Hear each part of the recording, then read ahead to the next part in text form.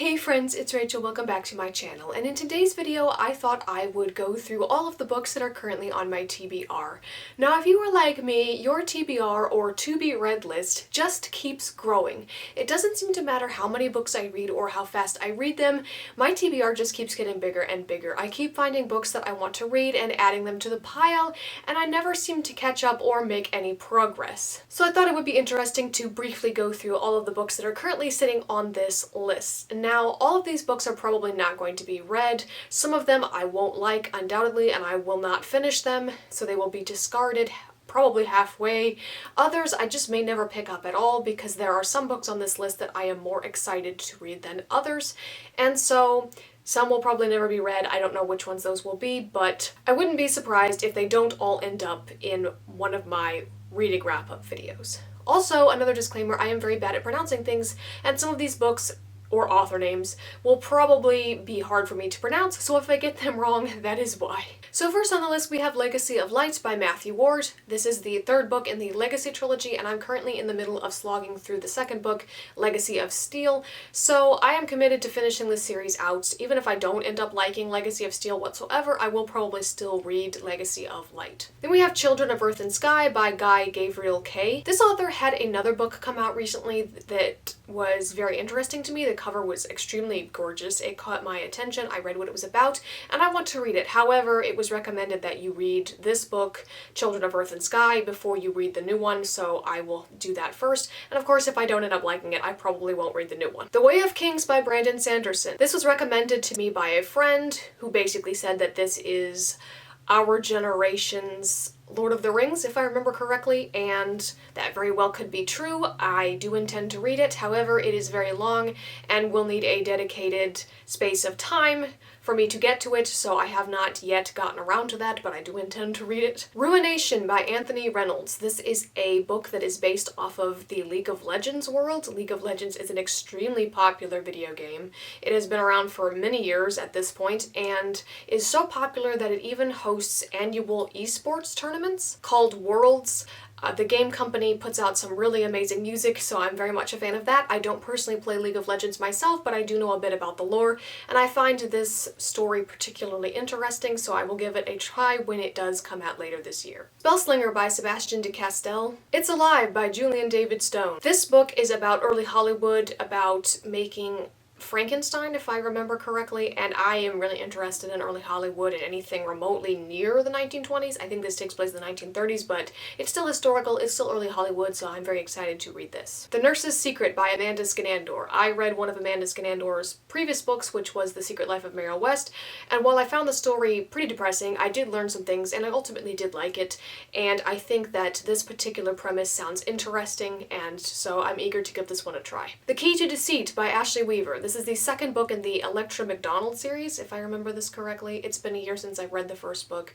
I did really enjoy it. I think I recommended it in my Historical Mysteries You Should Read video, so of course I'm going to buy the second book and try it out. I'm currently waiting for it to get to me, and this is a book I don't have a problem buying because I have the other one, and I have enjoyed all of Ashley Weaver's books up to this point, so I think that I will enjoy this one as well. Madman in the Woods, Life Next to the Unabomber by Jamie Gehring. This is a nonfiction book that is written by a woman who used to live apparently next to the Unabomber when she was a small girl. He was just viewed by her family as this hermit in the woods who was a bit odd, but they never ever expected him to be the Unabomber. They didn't realize how dangerous this guy was, and so I think that that's an interesting story to tell. I can't imagine what that must have been like. So again, this is a book that I have no clue when I'm going to get around to reading, but it is on the list. Grey Wolf's Heart by C.M. Banchbach? I don't know. I probably butchered that. Her Dark Reflection by Haley Jade. If I remember correctly, this is a story about Snow White told from the Evil Queen's point of view, and about why she's evil, how she got here, and I do think this is interesting because the Evil Queen, even though I've never seen Snow White, is a character that is basically evil for the sake of evil. We have no clue why she's evil, other than the fact that she's uncomfortable with the idea that a young girl is somehow more attractive than she is. Not great as far as motivation goes, so if we can expand on that, I'm interested. This next one I'm going to butcher horribly. Kaikei by Navi Patel. I butchered that, I'm certain, I'm sorry. The Secret of Bolane by Jennifer Ashley. This is also a continuation of a series that I've already read, so I will read the next one because I like it well enough. I don't love it, but it's a historical mystery, it's an enjoyable enough time, so I'm going to just continue with this series. Red Seas Under Red Skies by Scott Lynch. This is the second book in the Loch Lamora series. If you saw my review on the Lies of Loch Lamora, then you know that I said that I was pretty content with the way the first book ended, and I didn't necessarily want to read the second book, and that is still true. However, the friend who recommended the Lies of Loch Lamora to me said that the second book has pirates in it, and I like pirates a lot. I have not yet been able to find a single book that has pirates in it that was any good. So I'm hoping, because I like the first book, that this book changes that. The Drowned Woods by Emily Lloyd Jones. I read Emily Lloyd Jones's The Bone Houses and I really enjoyed it. The Drowned Woods is also apparently based off of Welsh mythology, which The Bone Houses also is based off of Welsh mythology, so I'm excited to read this. Velvet Was the Night by Sylvia Moreno Garcia. This is a book that I think takes place in the 1970s. I've heard it described as kind of like noir, but taking place in the 1970s. I have no idea if that's a combination that's going to work with me, but I do find noir interesting, so that's what made me interested in this book. Scared Stiff by Willow Davis Roberts. This is a middle grade or children's book, I think, and I remember reading this book when I was a child and absolutely loving it. I think, scared by it. I just remember really enjoying it and thinking that this was really good, and I don't know if I will still think that if I read it as an adult, but I do think that younger me had pretty okay taste, so we'll find out if I get around to rereading this. It Happened One Summer by Tessa Bailey. This is a romance. I do not read romance. However, the premise of this romance did intrigue me.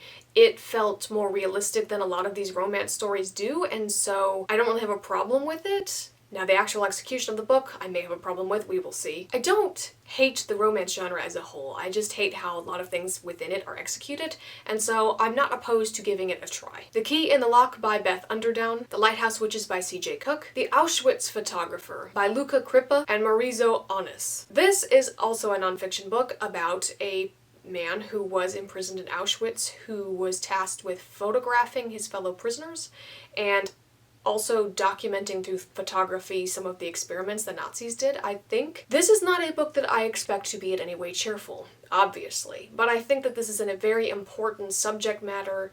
It matters a lot to me. I think people should read things like this no matter how awful or how uncomfortable they may be or make you feel, because this is very important and it's part of our history. This horrible thing happened. We can't change that, but we have a responsibility, I think, to humanity as a whole to learn about it and make sure that this kind of thing never happens again. The Binding Tempest by Stephen Rudy, Secrets in the Mist by Morgan L. Buse, The Whistling by Rebecca Netley, Skin of the Sea by Natasha Bowen, Realmbreaker by Victoria Aveyard, Daughters of Nri by Rennie K. Amayo, Vespertine by Margaret Rogerson, Doy's Master Phantasm Creed by Tony M. Quintana, The House Between Tides by Sarah Main, Warrior of the Wild by Tricia Levenseller, The Vanished Days by Susanna Kearsley, The Last Checkmate by Gabriella Saab, Bluebird by Shannon Cameron, Wisteria Island by Rachel Hanna, The Maleficent Seven by Cameron Johnston, Fury Song by Rosaria Munda. This is the third book in a trilogy that I have been following since the first book came out. It has taken far longer than I would have liked to get here. This book is supposed to come out later this year, when originally it said it was going to come out last year, which is the same thing that happened with the second book, so I have been waiting longer than I would have liked for this series to complete itself. I enjoyed the first two books well enough, and I'm interested to see how the author is going to wrap the whole thing up. 3 Debts Paid by Anne Perry. I picked this book up in my birthday bookstore video. This is the fourth book, I believe, in the Daniel Pitt series by Anne Perry. I have read all of Anne Perry's Thomas and Charlotte Pitt mysteries, and Daniel Pitt, who this series focuses as the main character, is Charlotte and Thomas Pitt's son. He is a lawyer who wants to follow in the footsteps of his policeman father, but he's a lawyer, and yet at the same time he ends up becoming involved in trying to solve various cases and prove his client's innocence or guilt, I guess, as may be the case. So far I have read 2 of the 4 books, I believe. I have 1 more to read before 3 Debts Paid. A Little Hatred by Joe Abercrombie. Empire in Black and Gold by Adrian Tchaikovsky. Both of these 2 books were books that I got for Christmas, and I do still intend to read them. I have not got around to that yet. The Coward by Stephen Aryan. This is the only book from my bookstore vlog from last year in August that I have not yet read.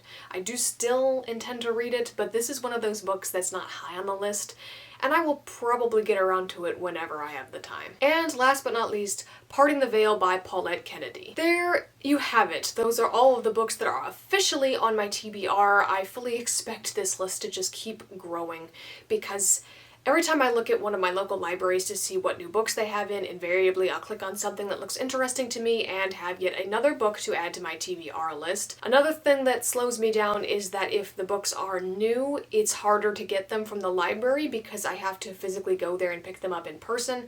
I can't really request them to be held or to be delivered to my closer library because they're new, and I heard there's some rule where if a book is new, it has to stay at said library for a certain amount of time before they loan it out to other libraries to make sure that that library's patrons have access to those books first, which completely makes sense, but it does slow me down a little bit. Honestly, if I just stopped looking at the library website page at all, I probably would be able to one day catch up to my TBR list without adding to it, but I don't think that's ever going to happen. And to be fair, this is not a bad problem to have. I think it would be bad if you had no books whatsoever to read. Having too many books to read is not a bad problem to have. But on the other hand, the phrase "so many books, so little time" does apply here, and I think that trying to work through all of these books that I want to get to will result in me being a little bit more mercenary in how I treat them. If a book is not doing it for me, I'm just going to DNF it more aggressively than ever. Sometimes I will stick with a book